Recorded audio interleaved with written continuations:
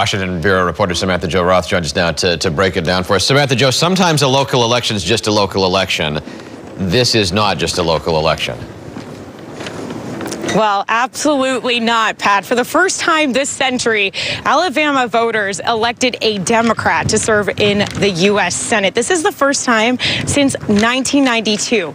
Now, Doug Jones is a former U.S. attorney known for prosecuting an old civil rights case, among other things. He saw a powerful turnout among black voters, and he kind of rode a wave of revulsion against his Republican opponent, Roy Moore, who, by the way, as you said earlier, Pat, did not concede yet.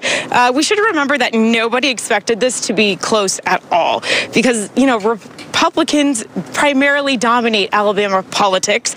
But in November, multiple women came forward saying that Roy Moore pursued them romantically when they were teenagers. And I think this really made a difference. Now, this is a huge upset. This is really deep red Alabama. And, you know, this result absolutely about the black turnout. You know, Doug Jones got the same percentage of the black vote as President Barack Obama did in 2012. Now, you know, Jones ran as a candidate for unity. That's something that he preached in his speech last night when he claimed victory. Take a listen to what he had to say. We have shown not just around the state of Alabama, but we have shown the country the way that we can be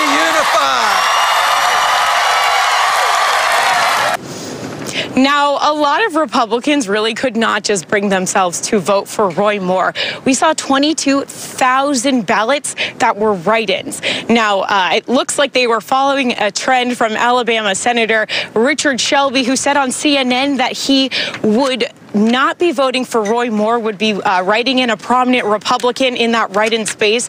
And it seems that a lot of conservatives may have been following his lead. And last night, it obviously made a difference. Very windy here in Washington, Pat.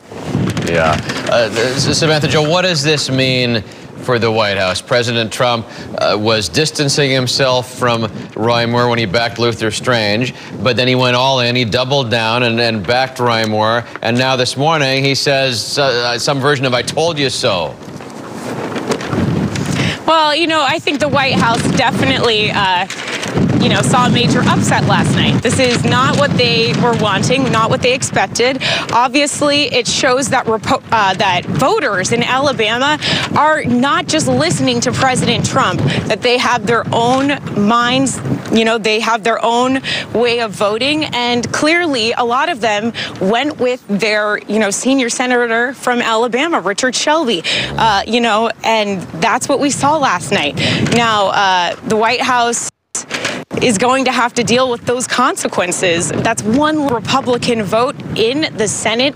The breakdown now is razor thin. We got 51 Republicans, 49 Democrats. Okay.